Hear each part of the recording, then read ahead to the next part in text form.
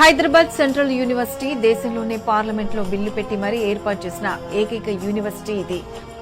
ఈ ప్రాంతాన్ని green lungs of Hyderabad గా అభివర్ణిస్తూ ఈ భూములు అన్యాక్రాంతం కాకుండా కాపాడుకోవాలని సూచించారు.